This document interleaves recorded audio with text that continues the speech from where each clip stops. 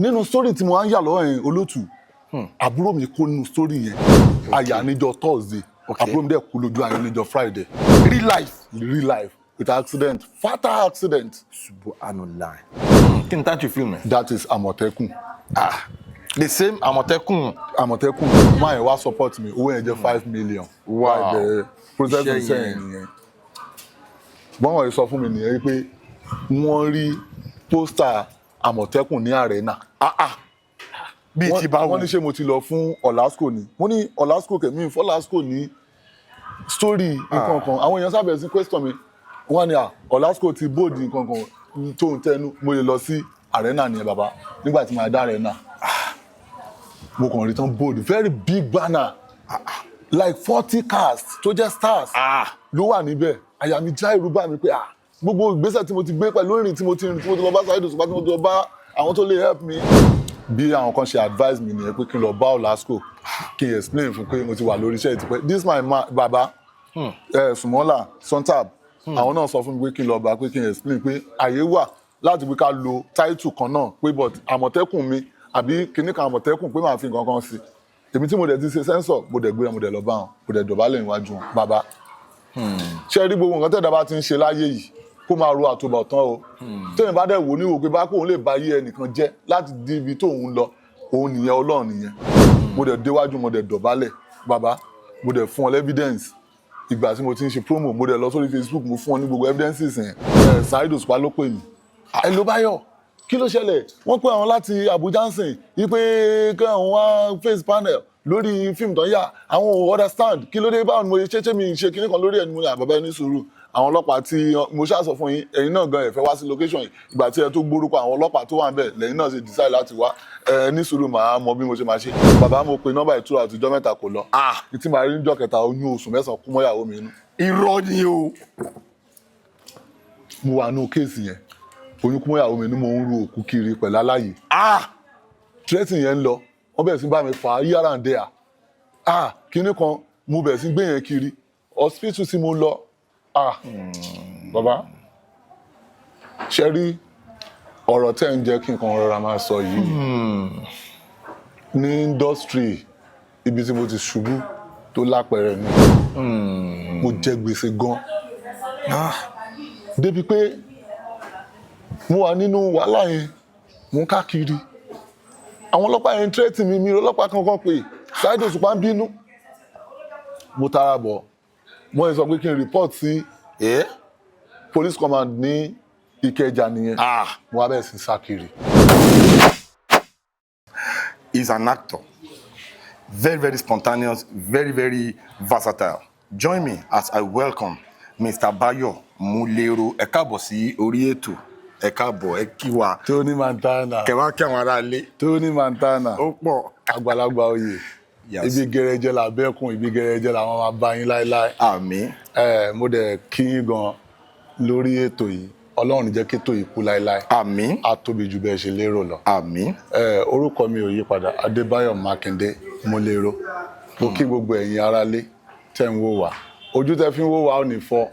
Etí tẹ́ fi ń gbọ́ wá náà ò ní di. Àmín. Àwa la máa wá, ẹ̀yin náà la máa bá. Àmín. Owó ọlá tí ẹni tí ẹ fi ń ráyè wo prógráàmù yìí Ọlọ́run jẹ́ kó gbẹ láéláé. Àmín. Ẹ dẹ̀ ní sunkún ọmọ. Àmín. Ẹ kúlé. Now, Mr. Mulero, torí Mulero lèmi máa ń pè yín. That is good. So, ìlú wo la ti bí yín? Bàtẹ́ máa bẹ̀rẹ̀ tíátà, ibo lẹ ti bẹ̀rẹ̀ ta lọ̀gá yín? School wo lẹ lọ? Ẹ jẹ́ káwọn ará ilé kí wọ́n ní background knowledge yín. Ẹ ṣé gan Mr. Jeff Owolewa. Inú mi dùn lákọ̀ọ́kọ́ fún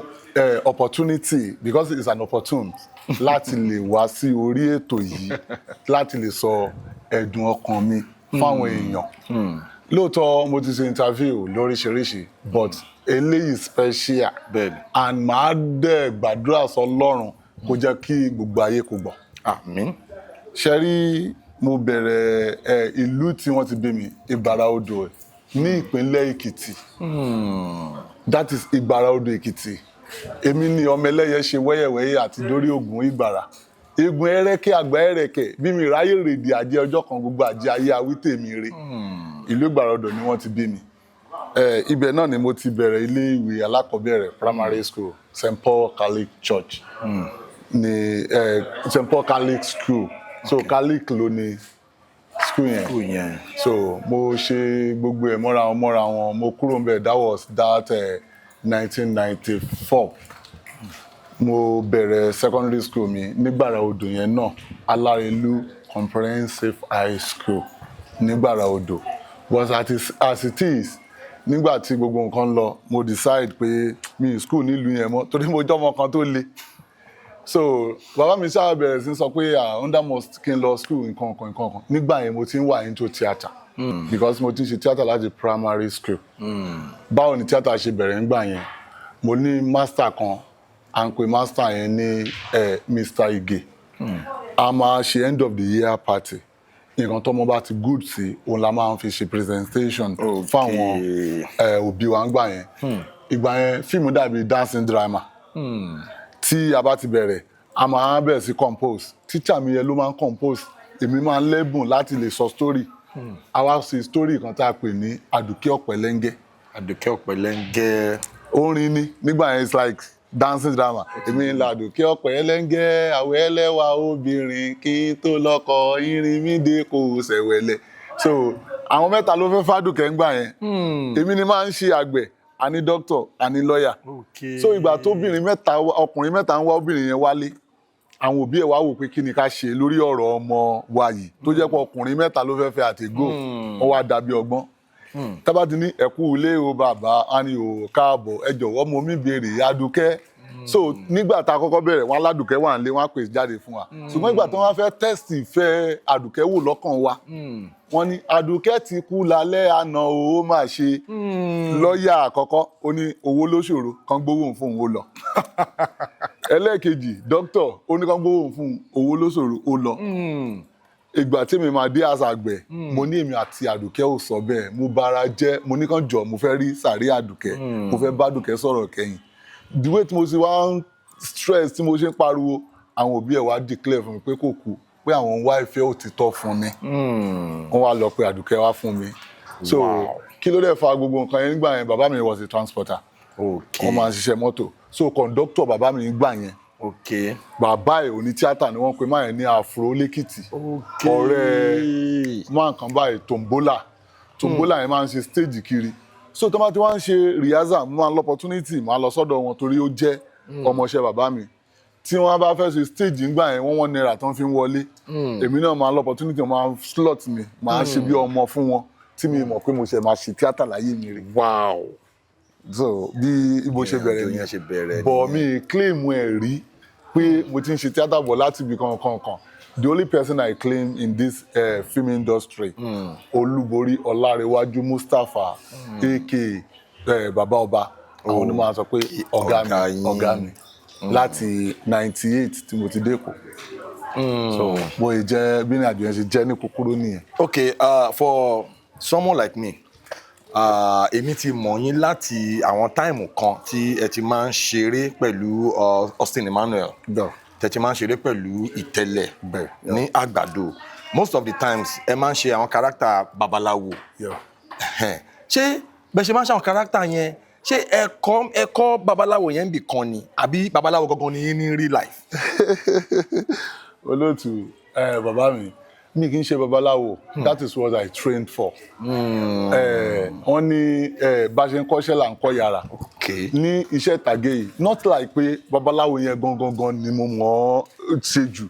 kò sí rò as an actor kò sí rò tán fún mi tí mi lè ṣe but rò babaláwo yẹn làwọn èèyàn ti máa ń rí mi jù most especially Austin we are talking about Ìtẹ̀lẹ̀ no that is holy road tí wọ́n máa ń ti ń rí mi tí wọ́n dẹ̀ máa ń rí fi mi sí kò dẹ̀ ń pronounce ẹ̀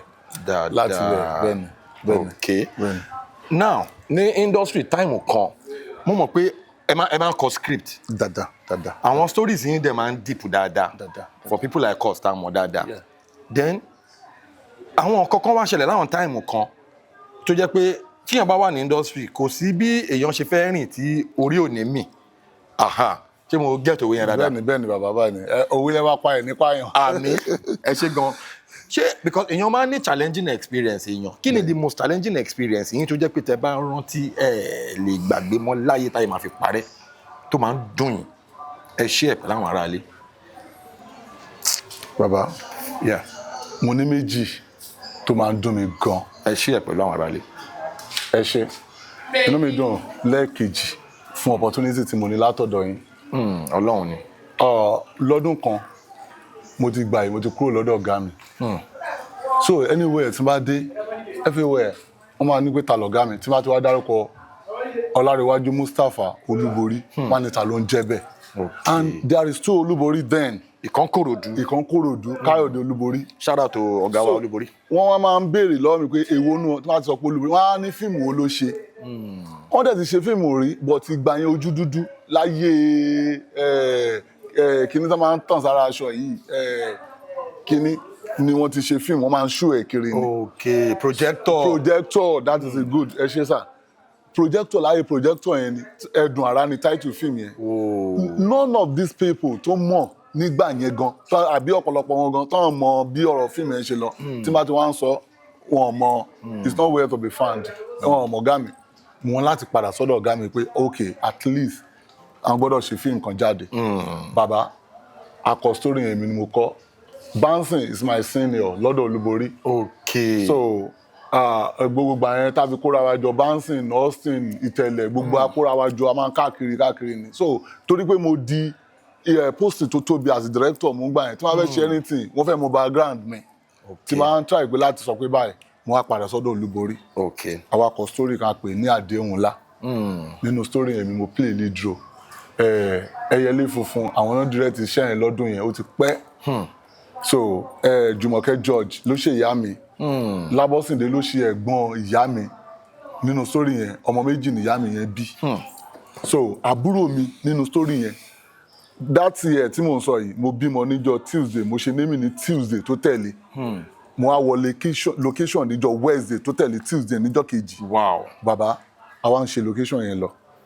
bóyá Wednesday Thursday àbúrò mi tó jọmọ ìyá mi ọmọ bàbá mi mo lọ́kadà ń gbà yẹn mo máa ń ṣe ọ̀kadà ọ̀nà máa ń gbọ́kadà fún yàn ló máa ń gba deliver mi so wá gbé kan nínú àwọn ọ̀kadà yẹn ló fi bá máa ra nǹkan káàkiri bóyá di Wednesday bóyá sọ pé mi ní wá lọ́la Thursday bóyá di Thursday ó ní mi ní wá lọ́la Friday that is October 1st ọdún yẹn ó lóun fẹ́ ṣe ọdún October 1st yẹn pẹ̀lú àwọn ọ̀rẹ́ wọn fine lálẹ́ yẹn ṣàmùsà decide pé èmi náà máa lọ ra àwọn ọmọ tó ní mo ṣe bímọ sílé. Nínú story tí mo wá ń yà lọ́wọ́ yẹn olótù àbúrò mi kú nínú story yẹn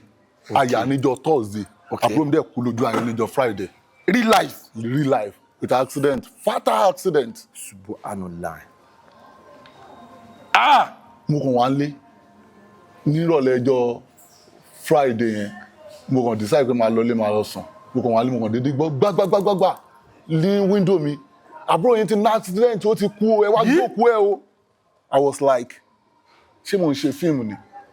àbúrò mi kú lánàá nínú fíìmù tí mo ń yà Thursday àbúrò mi kú lójú ayé níjọ́ Friday October 1st. Bàbá mo dìde mi lè dìde wọ́n pe hospital yẹn ní strong tower ní Gíwá Òkè Àró ibẹ̀ ni wọ́n gbé bọ́dí ẹ̀ sí. I rush go there mo débẹ̀ bàbá mo wo báyìí mi mọ tí mo fẹ́ ṣe location yẹn break iṣẹ́ yẹn dè ní mi rí tètè Àdéhùn Ńlá yẹn ó wà ń bẹ̀ dọ̀la Ẹyẹlé Funfun is my boss inú àwọn ọ̀gá wa ni àwọn náà direct iṣẹ́ yẹn wọ́n máa rí program wọn gbọ́n tí mò ń sọ àǹtí Jùmọ̀kẹ́ George àwọn ló ṣe ìyá mi Lábọ́sìndé ló ṣe ẹ̀gbọ́n ìyá mi nínú story yẹn. Bàbá Friday mo gbóòkú lọ sí Kìtì ní Saturday mo lọ sí tí màá fi dé padà sí Èkó I can't continue again that is first one. Yàtọ̀ sí àwọn tó ti ṣe bí ní 2005 second born mi mo lọ sí location tí màá dé ó kàn ṣàárẹ̀ kékeré ó dẹ́kun ìyẹn lọ mo ṣùgbọ́n ṣe wá rí second one to touch heart mi tí mo wò pé this is the only way to proceed nídìí iṣẹ́ yìí tó yẹ pé mo ṣiṣẹ́ gan mo dẹ̀ rìn lórí pé mo fẹ́ ga mo lọ bá Saheed OSupa mo bẹ̀ wọ́n help me mo lọ ìgbà yẹn ni bọ̀dá Ibrahim Shatta tán ṣe 50 years tán kọ́kọ́ sọ pé wọ́n ṣe fíìmù mọ́ mo lọ bá wọn mo bẹ̀ wọ́n náà àwọn náà agree wọ́n ready láti help me as at that time mo ya fíìmù yẹn bí ẹni ya sinimá Kí ni title film ẹ̀? That is Amotekun. The same Amotekun. Amotekun. Nobody knows that I'm the first person tí ó kọ́kọ́ ṣe Amotekun. But tí máa sọ ìtàn yìí délẹ̀, ẹ máa understand dáadáa. Okay. Now, mo bẹ̀rẹ̀ process Amotekun ní 2018. Mo lọ bá marketer kan, Sumola, that's Sontab, Alhaji, mo fẹ́ ya fíìmù, wọ́n ní kò sówó lọ́wọ́, láwọn lè fi finance iṣẹ́ yẹn for now. Ìgbà yẹn la Amotekun kóra wọn jọ. During this process, mo wá bẹ̀rẹ̀ sí ń ṣe bíi promo fún iṣẹ́ yẹn, mo ń promote ẹ̀, máa kàn mú àwọn star tó wù mí kí n lò, màá sáré kọ kíní lé lórí, màá kọ epilogue, màá post ẹ̀, màá ṣe oríṣiríṣi, màá kọ nípa story yẹn, màá ṣe, mo wá ń ṣe kíní yẹn bí lockdown ṣe dé nìyẹn 19 lockdown dé, mo ṣáà ń ṣe kíní yẹn náà nínú ilé, kò ságbára. Exactly after lockdown 2020 mo wá yaṣẹ́ kan mo pè ní sign up ọmọ àfa àṣà. Sign up ọmọ àfa ibẹ̀ ni mo ti wá yaṣẹ́ yẹn lọ́wọ́, mo wá rí bọ̀bọ̀ kan, wọ́n pe bọ̀bọ̀ yẹn ní Lado. He's a very big guy tó owó wà lọ́wọ́ ẹ̀, Lado, orúkọ ẹ̀ gangan Ọládipúpọ̀, a máa ń pè ní Lado Ibrahim Ọládipúpọ̀ Kọ́láwọlé. So ó wá ní pé ẹ̀gbọ́n iṣẹ́ tẹ̀ ń yà mo láìkẹ́ o, ẹ̀ ní fíìmù kankan lọ́wọ́ tó wù yín kẹ́ yà tó mo ní fíìmù tó wà lọ́wọ́ mi, owó tí mo fẹ́ fi yà tóbi torí ìtàn àwọn Àmọ̀tẹ́kùn ni. Èmi dẹ̀ ti lọ gbá research lóríṣiríṣi, mo ti lọ sí Ìbàdàn, mo lọ sí ìdílé ẹni àkọ́kọ́ tó dá Àgbẹ̀kọ̀yà sílẹ̀. Mo lọ gbá research bí Àgbẹ̀kọ̀yà ṣe dé ilé ayé, bọ́n ṣe mú máa yẹn, torí máa yẹn is a very strong man, ó máa ń gbé ìjà pàṣáyà, wípé tó bá kú òun àtàtàrí nìkan kò sẹ́dá tó lè mú, obìnrin náà fi mú, mo gbọ́ tàn yẹn. Mo lọ sọ́dọ̀ bàbá tán sọ pé Sọlágbadé Pópóọlá, Èṣù Ìsántì Satan, wọ́n fún mi ní story nípa àwọn Arẹwà. Wọ́n á send mi sọ́dọ̀ ẹnìkan ní Ìkiri Apòmù, wọ́n pe máa yẹn ní ọba ìṣègùn. Àwọn náà mú àwọn bandits kan ní àdúgbò yẹn, wọ́n tún wá sọ story náà fún mi, mo wá pile gbogbo story yìí, mo pile papọ̀, mo ṣàlàyé fún this Sontab. Wọ́n wá ní pé ṣé mo mọ tí èmi lè ṣe, wọ́n ní kí n lọ ṣe sensor. Lọ́dún yẹn mo wá kó 30,000 fún wọn kan lọ bá mi ṣe sensor iṣẹ́ yẹn. Wọ́n dẹ̀ padà declare pé wọ́n ṣe sensor iṣẹ́ yẹn ní 26,500. Wọ́n pe máa kàn lọ́kẹrẹ jẹ, òun ló bá mi ṣe sensor iṣẹ́ yẹn. When it was 2020 tí mo ń sọ yìí, tí mo wá ti ń rí assistance tí ẹni ẹ ti sọ fún pé òun máa help mi, èmi náà ti lówó kan, mo ta mọ́tò. Nígbà yẹn mo ń lo BMW, mo ta mọ́tò yẹn, mo ṣàtúwò ní wò pé that's the best way tí máa fi ga. Mo ti file àwọn owó yẹn, máa yẹn wá support mi, owó yẹn jẹ́ 5 million. Wow. Bẹ̀rẹ̀ process iṣẹ́ yẹn nìyẹn. Bọ́n wọ̀nyí sọ fún mi nìyẹn pé wọ́n rí pósítà Àmọ̀tẹ́kùn ní Arena. Bíi ti báwo? Wọ́n ní ṣé mo ti lọ fún Ọ̀làsíkò ni. Mo ní Ọ̀làsíkò kẹ̀mí fún Ọ̀làsíkò ní story nǹkan kan. Àwọn èèyàn sábẹ̀ sí question mi, wọ́n ní Ọ̀làsíkò ti bóòdì nǹkan kan tó ń tẹnu, mo lè lọ sí Arena nìyẹn bàbá, nígbà tí màá dá Arena. Mo kàn rí tán bold, very big banner, like 40 cars tó jẹ́ stars ló wà níbẹ̀. Àyà mi já ìrú bá mi pé gbogbo ìgbésẹ̀ tí mo ti gbé pẹ̀lú ìrìn tí mo ti lọ bá Saheed OSupa, tí mo ti lọ bá àwọn tó lè help me, equipment mi as at that time almost 700,000 ni mo gbà. Wọ́n pe ọ̀bọ̀ kan ní frame shot Afúnṣọ́ Kasim, ó ní mo lọ gba equipment lọ́wọ́ òun ló fẹ́ bá mi shoot, òun ló fẹ́ kó àwọn equipment yẹn wá pẹ̀lú àwọn crew ẹ̀. Bí àwọn kan ṣe advise mi nìyẹn pé kí n lọ bá Ọ̀làsíkò kí n explain fún pé mo ti wà lórí iṣẹ́ ìtìpẹ́. This my man baba Sumola Sontab, àwọn náà sọ fún mi pé kí n lọ bá, pé kí n explain pé àyè wà láti pé ká lo title kan náà, pé but Àmọ̀tẹ́kùn mi àbí kíní kan Àmọ̀tẹ́kùn pé màá fi nǹkan kan sí. Èmi tí mo dẹ̀ ti ṣe sensor, mo dẹ̀ gbéra, mo dẹ̀ lọ bá wọn, mo dẹ̀ dọ̀bálẹ̀ níwájú wọn. Bàbá ṣé rí gbogbo nǹkan tẹ̀dá bá ti ń ṣe láyé yìí kó máa ro àtúbọ̀tán o. Tẹ́yìn bá dẹ̀ wò ní wò pé bá kóun lè bá yé ẹnìkan jẹ́ láti di ibi tóun lọ, òun nìyẹn, Ọlọ́run nìyẹn. Mo dẹ̀ déwájú, mo dẹ̀ dọ̀bálẹ̀, bàbá mo dẹ̀ fún ọ evidence. Ìgbà tí mo ti ń ṣe promo, mo dẹ̀ lọ sórí Facebook, mo fún ọ ní gbogbo evidences yẹn pé mo ti ń ṣe promo iṣẹ́ ti pẹ́. Wọ́n wá sọ story kan fún mi, wọ́n ní Ahmed Ọlásàrè àwọn ló fẹ́ ya ìbínú Olúwẹ̀rí fún, ó lọ yà fún marketer ìpá àwọn òbínú. Wọ́n wá tún dárúkọ Mọ́remí Àjàsorò, wọ́n ní àwọn náà yẹ kán yà fún, wípé wọ́n lọ gbé fún marketer míì, wípé àwọn òbínú, wípé Jídé Kòsọ́kọ́ ló bá wọn sọ̀rọ̀ nígbà yẹn táwọn forget, wípé kán má sọ pé wọ́n rí mi lọ́mọdé, kémi náà lọ yà tí mo fẹ́ yà, mo lè dúpẹ́ ń jọ yẹn. mo wá ibi tí ẹrù èèyàn ti wá bá mi sà àṣẹ mo gbé adìẹ sábẹ́ mo gbin àgbàdo mo fi ẹnìkan ṣe assistant mo ń pè ní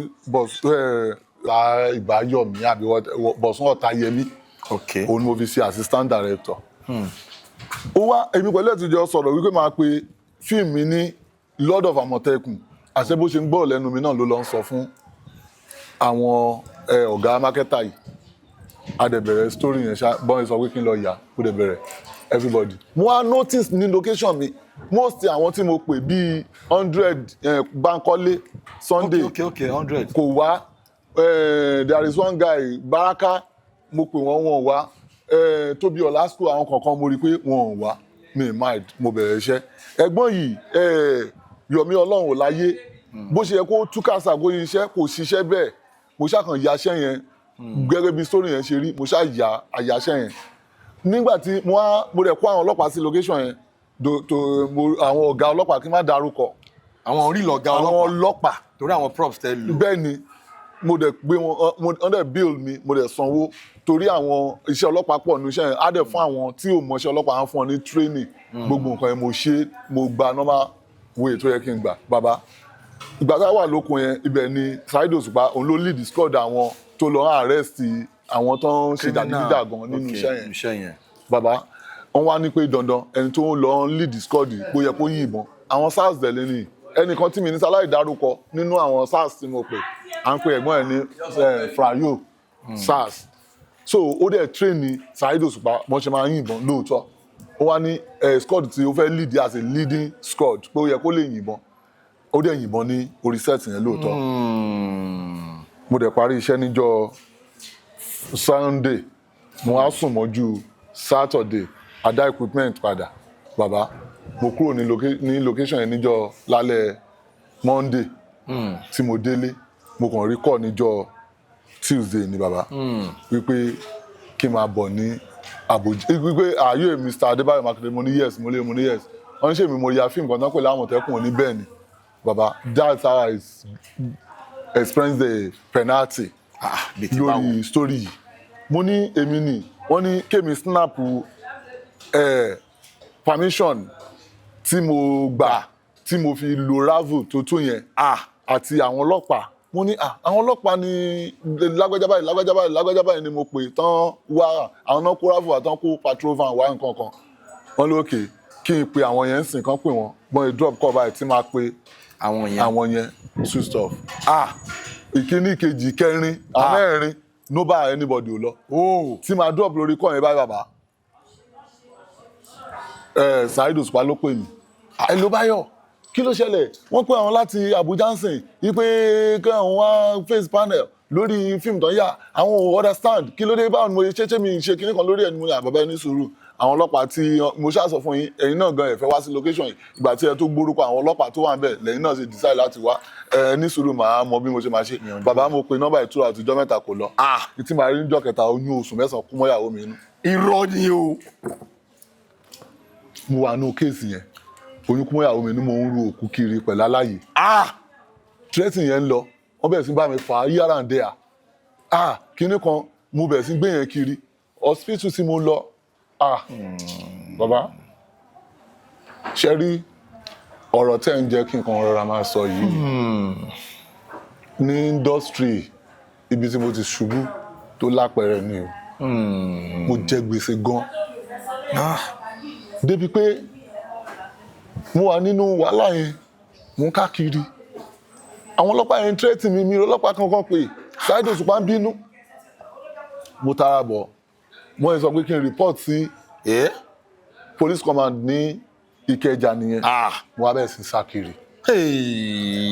mo wá ń sá kiri gan tí ó sì kí ni mo ṣe only person tó wá dúró behind me that is Sontab Alhaji Sontab àwọn nìkan náà sọ fún mi pé èmi náà mo bi tílé mi ti ń jó ṣùgbọ́n tó bá jẹ́ pé àfáà ni mo mọ̀ kí n lọ tẹ̀ra má dúrà báyìí o tó bá jẹ́ bàbá tí n bá lọ ń gbà yẹn á dàbí wọ́n ń ṣèṣọ jí lórí mi lórí pé àyà fíìmù mi lè rìn sí anywhere àwọn tó jẹ́ bí ọ̀rẹ́ mi wọ́n bẹ̀rẹ̀ sí pera wọn ó gbọ́ ọwọ́ ti bá lágbájá ó gbọ́ kinní kan oríṣiríṣi àwọn tó súnmọ́ mi dáadáa tájọ dá kánkọ́sì sílẹ̀ tó dẹ̀ fún mi ní feedback lóríṣiríṣi àwọn tó ń pè tó dẹ̀ ń sọ fún mi bàbá mo face kìíní débi pé ilé ayé sọ̀tà mo wá sá kúrò lẹ́kọ̀ọ́ gbogbo àná ìdíròkù lọ mo paago fóònù but the person tó ti lórúkọ any sim tí bá ti register anywhere ó máa gbórúkọ mi wá. Gbórúkọ yẹn wá. mo wá ń sá kiri mo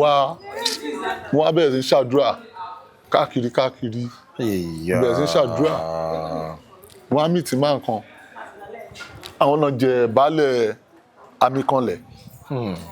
máa yẹn ló wá sọ fún mi pé àwọn máa bá mi pe èèyàn kan wípé kí n lọ fọkàn balẹ̀ at the long run àìsódùn ìṣá mo wá lọ sí ọ̀dọ̀ bàbá kan this bàbá púpọ̀ ọ̀la náà tán sọ story fún mi.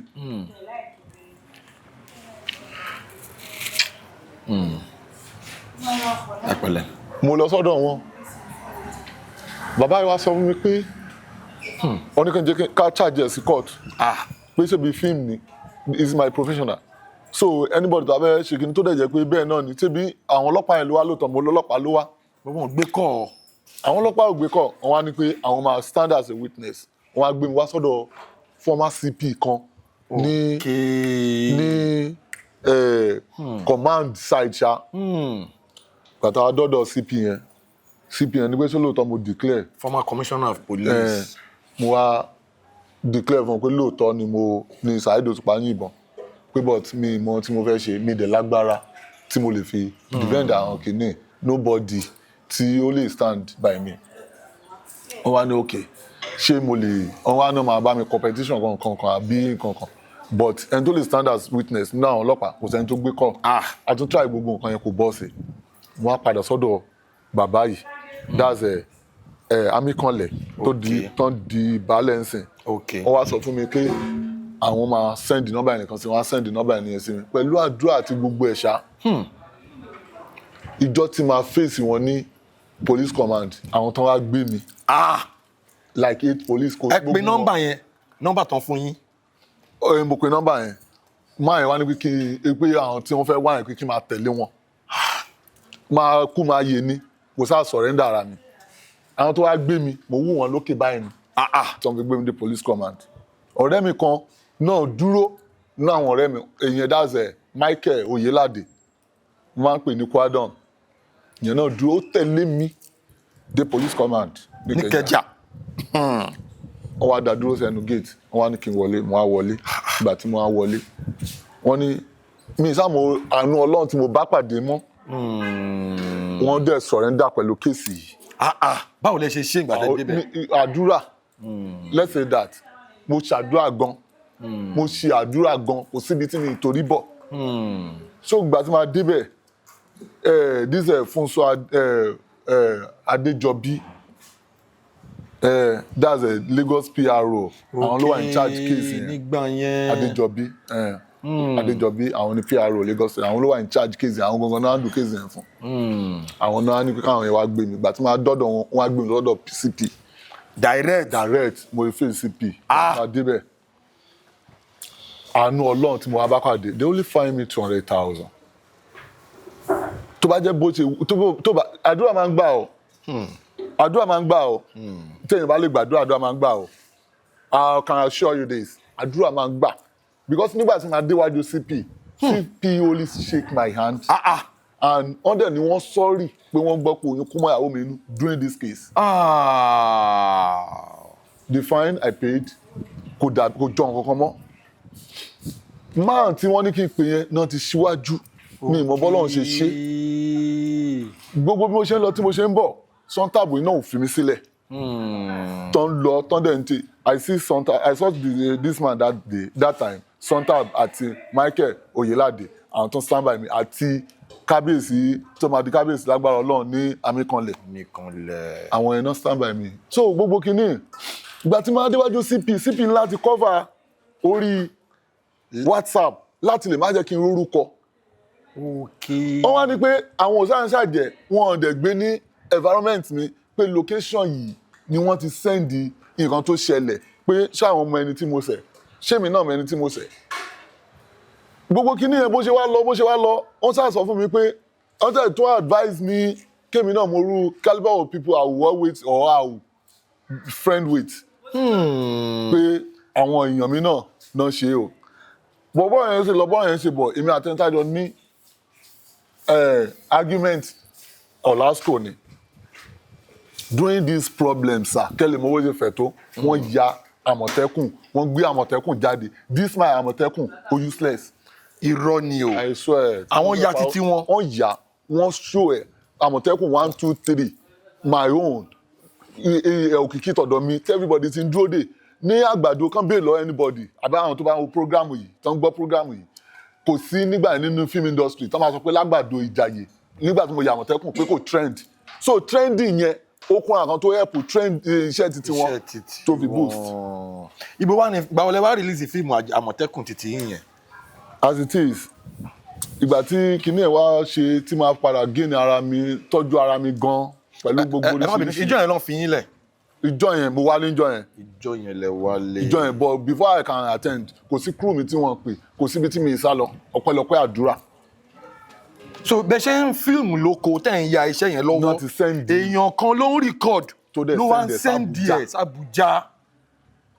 nínú industry wa yìí náà ni o. ẹni tó kọ́kọ́ pè mí olóhùn bá CP àbí kí ló lórí àwọn ọlọ́pàá ní Abuja ó sọ pé I'm calling from Abuja this is so person kìnnì kan are you a Mr. Adébáyọ̀ Makindemule mo ní yes screenshot kìnnì tán fún information tí mo fi lo àwọn ammunitions tí mo fi lò mo ì rí anybody sir gbogbo kìnnì yẹn lọ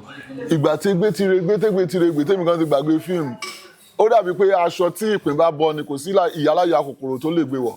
nígbà tí Olasco bá mi fà á yìí tí wàhálà yẹn wà lẹ̀ kò sí mákẹ́tà tó rí bí iṣẹ́ mi ṣe tóbi tó bóyá dá tó everybody market every one of these marketer wọ́n ní kò sẹ́ni tó lè gbà wọ́n gbà. Iṣẹ́ yìí yẹn wọ́n gbà. I'm telling you mi hàn gbà wọ́n release ẹ̀ wọ́n ṣú ẹ̀. Mákẹ́tà kankan ò gbà. Mákẹ́tà kankan ń sọ fún mi pé Olasco kẹ̀ wà tó Olasco ní miss tó bá jáde anybody tó jáde gbọ́ náà ń ṣe ọwọ́ ajẹ́ káyà mi ga bàbá. mo kàn wá nílé ní bíi after a year àbí going to 2 years mo kàn rí kọ́ọ̀lù online kan kí n má dárúkọ torí àmọ́ bọ́n èpè mí nìyẹn pé ṣé mo lè change orúkọ title fíìmù yẹn pé àwọn máa release ẹ̀ pé torí pé àwọn mọ̀ pé it's a very good film movie mo wá change ẹ̀ sí Eruku Ìjọ̀gbọ̀n kò sẹ́ni tó bá mọ́ bàbá mi pa 800,000 bàbá ọ̀rọ̀ yìí ló díjà sáàárín èmi àti ẹni tó help mi. ẹni tó gbówó lẹ̀ tájọ jọ ṣe combination tájọ ṣe kinní ìpapọ̀ dọ́là kinní ló lè kúrò ní film industry. nígbà tó rojo owó tí ò rérè. tó rówó tẹná yẹn pọ̀. ẹni yìí ó kàn á dà mí nù máa sọ fún mi master iṣẹ́ yẹn wà lọ́wọ́ mi dọ́là. wọn ò ṣú ẹ̀ rárá láti 2020. mákẹ́tà kankan ò gba online tó ṣú ẹ̀ once tí mo ti gbà tí mo ti fi sílé náà ló wà nílé mo pè ní Eruku Ìjọ̀gbọ̀n. bàbá gbogbo nǹkan lọ gbogbo nǹkan tẹ̀lé bá ti mọ̀ ọ́ ṣe kó máa ṣe àwọn nìyẹn Ọlọ́run nìyẹn ìbẹ̀rẹ̀ alábòsí lè máa dáa kó máa fine kó máa ṣe gbogbo nǹkan rò pọ́n ṣe mi ní ẹni méjì tájọ ní misunderstanding ta ló fẹ́ bá mi fà á ta ló lè set panel fún mi ẹni tí mo lọ bẹ̀ náà nìyẹn Olasco náà ni mo lọ bẹ̀ pé kàn jọ kàn má bínú mo ti wà lórí kíní over 2 years mo dẹ̀ fi sensor receipt mo dẹ̀ fi wọ̀n mo dẹ̀ sọ ẹni tó bá mi ṣe sensor ọ̀kẹ́ rẹ̀ jẹ́ lásìkò yẹn wọ́n fáìní ẹ̀ wọ́n bá fà á pé ó ṣe máa ṣe sensor fẹ́ni tí kò tí ì ya fíìmù ìyẹn náà tún declare fún mi nǹkan tó fojú ẹ̀ rí lórí pé wọ́n bá mi sensor pé mo fẹ́ yà Àmọ̀tẹ́kùn kí ló ṣẹlẹ̀ ibo la ń lọ.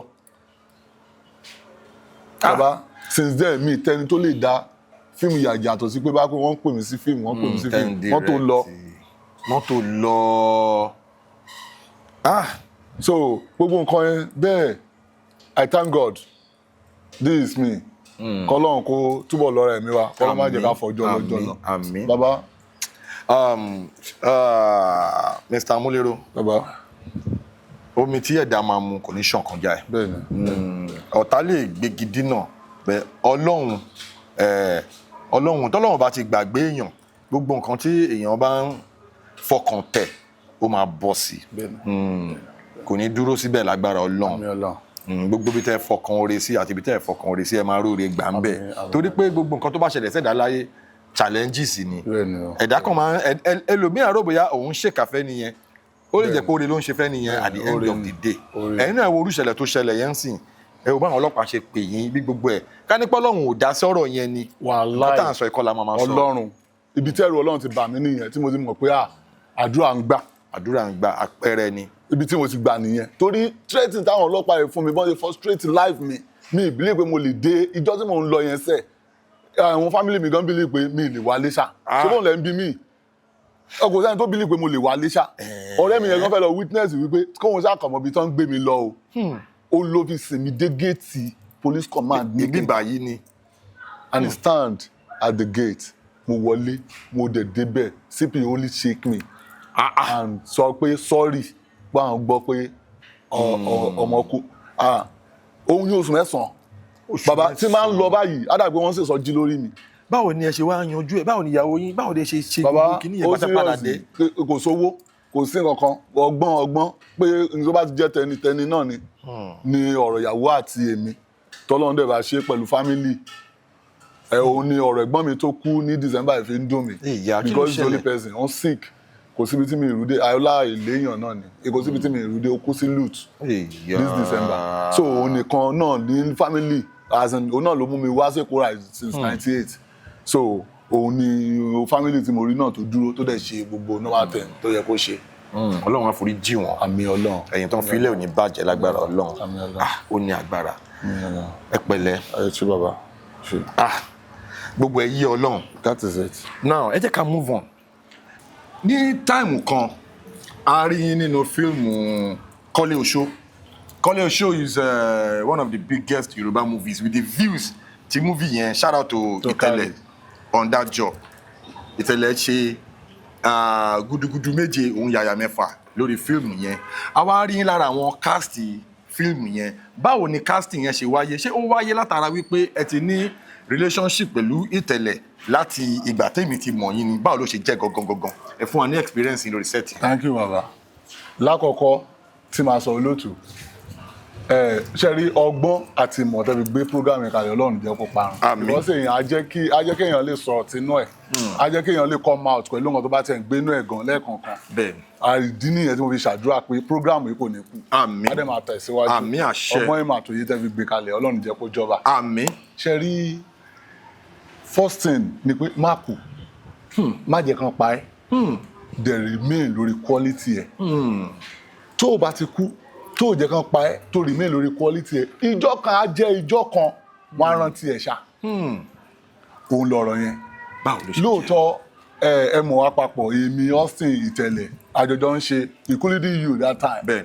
now Austin ò kó mi jẹ mi mọ̀ reason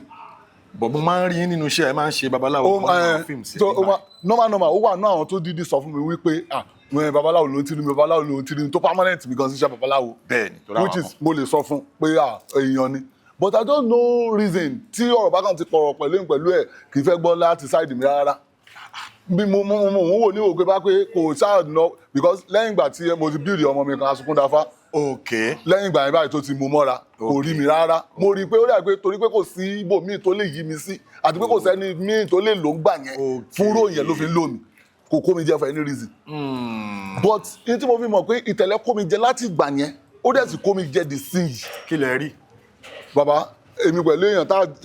ó wà níbi tó wà yẹn ó ń ṣiṣẹ́ èmi náà ń ṣiṣẹ́ a máa ń kíra a máa ń pàdé a máa ń kíra a máa ń ṣe most time ó máa ń sọ pé Mulero wàhálà I can never forget you but èmi máa ń wo nǹkan tó jẹ́ pé mo mọ̀ pé máa pì ẹ́ tí máa lè ti di máa pì ẹ́ bàbá mo wà nílé ńjọ́ yẹn ni mo kàn déédéé rí kọ́ yẹn pm ẹ̀ dẹ́ pè mí hello Mulero ọ̀gá Itele ní kò ń pè mí Itele Ibrahim ó ní kò ń pè mí látọdún wo tẹ́lẹ̀tẹ́lẹ̀ náà nínú iṣẹ́ ẹ̀ ó máa ń fún mi níṣẹ́ gidi ìgbà tá a ṣe olólùfẹ́ èmi ní babaláwo mo ṣiṣẹ́ tó fine àìṣẹ́ kan ọdún 12 mo ṣiṣẹ́ tó fine ìran kejì ìran kẹrìnlá mo ṣiṣẹ́ tó fine ó tún ṣe iṣẹ́ kan tó jẹ́ iṣẹ́ ọmọ ẹ̀ wọ́n pe gẹ́yẹn ní ojú la máa ń pe gẹ́yẹn ọmọọṣẹ́ ni ó kọ́ directing is a very good actor náà báyìí mo wá ṣiṣẹ́ nínú iṣẹ́ yẹn tó lè yẹ pé nínú kìíní so ó máa ń fún mi níṣẹ́ ó dẹ̀ máa ń pè mí akàndéédé pè mí pé iṣẹ́ báyìí nígbà tó máa pè mí fún Koleosho ó ní mo wá ní tó wà ń bẹ̀ ọ̀la mo kàn gbé fóònù rẹ̀ pé olókàn ẹ̀ náà nìyẹn ò máa bọ̀ olókàn ẹ̀ bàbá wọ́n ní ó ń pè mí Friday ní kí n dé ní Sunday ní 5 mo débẹ̀ ní 3 mo jókòó deṣẹ́ ni sẹ́ẹ̀dì tó kàn máa dórí sẹ́ẹ̀tì yẹn báyìí tó fẹ́ everybody lines tó fẹ́ mi everybody lines Ìtẹ̀lẹ́ kan sọ fún mi ní Bayo I trust you can do it that's the only thing baba chemo òun ni mo lè sọ nígbà tá a fẹ́ bẹ̀rẹ̀ ọ̀rọ̀ yìí pé má kú má jẹ́ kan pa ẹ́ dúró lórí quality ẹ̀ torí ìjọ kan ajẹ́jọ́ kan wọ́n á béèrè ẹ̀ pẹ̀lú quality tó ní tó o bá ti lose guard o lè ti bẹ̀ jẹ́ lọ mo dẹ̀ ṣiṣẹ́ yẹn gẹ́gẹ́ bó ṣe trust mi tó dẹ̀ fún mi láyè láti ṣe ohun tí mo fẹ́ mo dẹ̀ rí i pé Ọlọ́run dẹ̀ fà mí síṣẹ́ yẹn mo gbàdúrà bàbá bí mo ṣe ń gbàdúrà fún program yìí tí mo gbàdúrà fún TV Ọlọ́run kò gbèdébi ńlá Ìtẹ̀lẹ́ náà bó ṣe ga Ọlọ́run jẹ́ kó wáyé Ọlọ́run àtúbọ̀ jẹ́ kó máa ga mi ì sọ pé anybody wálẹ̀ o gbogbo ara máa ga o ṣe get but nígbà tó rí mi ní quality mi ó dẹ̀ gbé mi síbi tó mọ̀ pé mo ti wà ó dẹ̀ fún mi láyè mo dẹ̀ release bí mo ṣe fẹ́ Ọlọ́run dẹ̀ ṣe àmì sí láti ìgbà yẹn sìn upcoming babaláwo tí ẹ̀gbọ́n mi pè mí this bọ̀dá mi Ògbólúkẹ́ ó bá wọn ṣe pé gbẹ́dẹ́sọ̀ wèrè èmi ló rọ́bọ̀ fún upcoming babaláwo everybody dẹ̀ gbà á ṣẹ́rí bó ṣe rí nìyẹn òun yẹn sọ nǹkan tó bá ti mọ̀ má jẹ́ kó jábọ́ má jẹ́ kán pa ẹ́ jẹ́ kó ṣì wà bó o ṣe mọ̀ any day anytime Ọlọ́run tó dá wa yìí ó lákòókò àtìgbà tó fi oníkálukú sí tó dẹ̀ yẹ pé tí ojú ẹ̀ bá máa mọ́ tílẹ̀ ẹ̀ bá máa mọ́ ń jọ ẹ̀ báyìí wàá máa wò pé ṣé èmi náà l'Ọlọ́run ṣe yìí fún ṣẹ́gẹ̀t so òun ni èmi pẹ̀lú ẹ̀ wà ní good rapport tó yẹ pé ó máa ń pè mí máa ń pè ìgbà tó ṣe abániṣẹ́tẹ̀ mo gbé bẹ̀rí fún mo dídì lọ mí sínú fíìmù yẹn mo dídì lọ mo lọ bá ṣe promo fún pé yà báyìí ẹni bá ti ṣe fún yàn lèèyàn máa ń ṣe fún Ìtẹ̀lẹ́ dá Òṣùpá Saheed lẹ́ni tí ò bá ti súnmọ́ yàn kò lè mọ̀ ibi tí mo súnmọ́ àti ìyà tó kọ sí mi no ó tún ti gbèjà mi bí kan rí bàbá níbo nìyẹn màá forúkọ bọ àwọn èèyàn láṣìírí kó dà pé èèyàn ń rú ọ̀rọ̀ ẹ̀yìn tẹ bá permit mi sọ níbì kan nígbà yẹn ó ń ṣe PM fún àwọn Austin so àwọn kan ní ibi tá a ti máa ń plan wípé lágbájá báyìí ló máa ṣe sí yìí lágbájá báyìí ló máa ṣe sí yìí wọ́n wá dárúkọ pé Mulero ló máa ṣe sí yìí bí oníṣẹ́ ìwé tako nìyẹn pé láyé Mulero ò lè ṣe wọ́n wá ní pé kí ló dé tó fi sọ pé Mulero ò lè ṣe wọ́n ní ṣe yẹsà fún wọn ẹnìkan tó dẹ̀ jólùkù mi tó súnmọ́ mi tájọjọ wà ó máa ṣe yẹsà even tó bá jókòó báyìí tí lágbájá yẹn bá ń bọ̀ ó lè dìde lórí àga tó ní pé kó jókòó èmi ò dẹ̀ mọ́ ṣe Ìtẹ̀lẹ́ kan down direct wípé ẹ ṣe máa fọmọ òlú òkè wá àwọn èkó ló máa ń ṣe eye service ó lè rọ́mọ òlú òkè kan kó ṣe eye service Mulero lè ṣe eye service gbogbo àná àdẹ̀jọ́ wà ní báwo la ṣe máa ṣe eye service gbé tájọ ọmọ gbájọ jésà àwọn ká tún máa kóra ń bọ̀dà tó dípò afẹ́ jẹun káwọn akó màálù ń bọ̀dà ó gbèjà mi bẹ̀ yẹn mi ì gbọ́ lẹ́nu ẹnu aráta mo ti gbọ́ pé Ìtẹ̀lẹ́ gbèjà mi lẹ́yìn mi láàrin wọn gbàǹjẹ so bàbá ó ní o bí ẹwọ ọ̀nà tẹ́ ń tọ́ yìí ẹwùjọ́ tí Tony Montana ti ń bọ̀ tẹ̀dẹ̀ maintain ẹ̀ mo ṣáà mọ̀ bẹ́ẹ̀ ṣe bẹ̀rẹ̀ mo bẹ́ẹ̀ ṣe ń ṣe bẹ́ẹ̀ ń ṣe tẹ́bi débi tẹ́dẹ̀ yìí a ti mọ̀ bẹ́ẹ̀ Ọlọ́run níjẹ́ ká mọ̀ pín yín níbi tẹ́dẹ̀ ń bá lọ yìí lágbára Ọlọ́run aṣọ iléeṣẹ́ yìí aṣọ di ńlá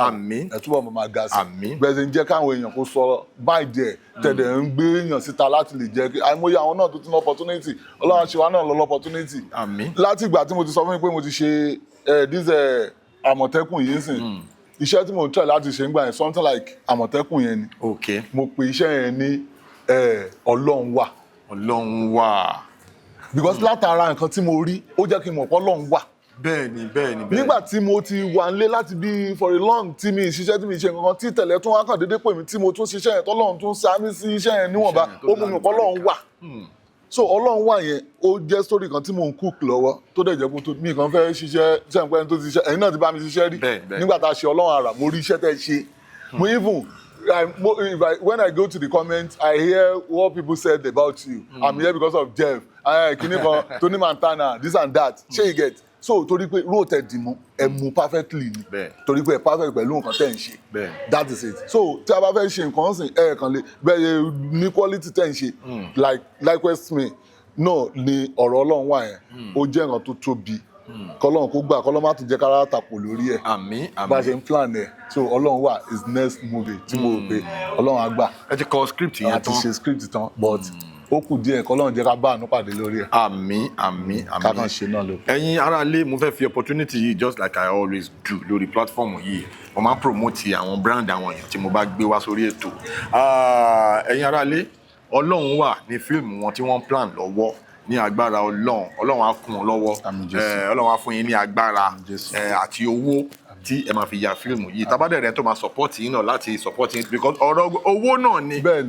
wọn ò dẹ̀ kí n ṣe fíìmù kékeré so ẹ̀yin ará ilé tábàdẹ̀ tó fẹ́ support wọn ẹ support wọn ẹ fún wa ní social media handle yín tábàdẹ̀ àwọn fans yín tí wọ́n fẹ́ bá yín sọ̀rọ̀ one on one. Ní Instagram handle mi Adébáyọ̀ Mákindé náà ni ẹ ti rí picture mi àti tẹ̀lé náà ló wà ń bẹ̀ Facebook mi Adébáyọ̀ Mákindé náà ni Mulero so the social media all these things what's it called TikTok Adébáyọ̀ Mákindé náà so that is just it. then ká tó wrap ètò yìí up mo máa ń rí yín nínú àwọn content kan táwọn content creators kan ó tẹ̀ ní kan tó popular dáadáa Bayo beat ẹ máa appear nínú àwọn iṣẹ́. ọpẹ́lọpẹ́ Ọlọ́run ọpẹ́lọpẹ́ Tony Montana because tábà ní pé ká sọ̀rọ̀ ẹni bí ẹ jẹ́ ká ro ti tèèyàn re náà fáwọn èèyàn this Bayo beat tí òfin mi ṣeré lé ní mo bá ti play lead role iṣẹ́ gan tó pọ̀ gan Johnny Mr Johnny èmi mo play lead fẹ́ràn mi èmi mo play lead àwọn iṣẹ́ kọ̀ọ̀kan influence of this person òun ló sọ pé nígbà tó náà nídìí èèyàn kò sí lórí sẹ́ẹ̀tì yẹn ó ń láti direct mi síbẹ̀ yìí pé kí n lọ bá lágbájá ìṣiṣẹ́ Jeff Owolewa Tony Montana àwọn ló gbé mi débẹ̀ ńgbà yẹn tán ní pé kí n lọ bẹ́ẹ̀ ni ìṣiṣẹ́ bẹ́ẹ̀ ni àwọn wọ́n sì ń lò mí wọ́n dẹ̀ máa ń pè mí fáwọn ọ̀rẹ́ wọn tájọ máa ń ṣe dáadáa àgbọ̀yìnbó àwọn náà ṣáà ń ṣe bákan torí olóyìnbó ni wọ́n iṣẹ́ English play làwọn ṣe. ó yá ẹ kí àwọn aráalé ká fi rap ètò yìí. ẹ̀yin aráalé ìfẹ́ tẹ́ ní sí Tony Montana tí ẹ fi ń gbọ́ wọn Ọlọ́run jẹ́ kí ìfẹ́ yẹn náà ṣá ìfẹ́ yẹn náà ò dẹ̀ ní tí àwọn náà wọn ò dẹ̀ ní daláìmọ̀ ṣe lójú yín lágbára Ọlọ́run àwa làwọn máa wá ẹ̀yin làwọn máa bá owó tẹ́ fi ń ra data tẹ́ fi ń subscribe tẹ́ fi ń ṣe gbogbo nǹkan sórí àwọn YouTube sí yìí Ọlọ́run ò ní jẹ́ kó owó wọn yín ẹni fọwọ́ gbọ́mọ sí àníkún owó àníkún ọlá orúkọ mi ò yí padà Adébáyọ̀ Mákindé Mulero. ẹ ṣé gan tí a pè yín tí ẹ jẹ́ wa thank you ògo yín tó ń tàn kò ní wọ̀kùnkùn lágbára Ọlọ́run ní agbára Ọlọ́run àtún máa rí yín bá thank you so much a pè yín ẹ jẹ́ wa God bless you. Thank you, sir. ẹ̀yin tiwa nílé as we come to the end of this episode God bless you for watching all the time. God bless you for your,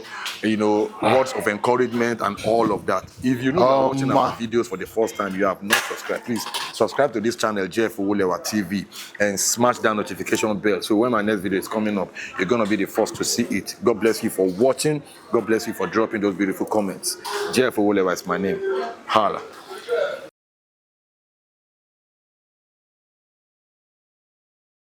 Please subscribe to my YouTube channel and press the notification button.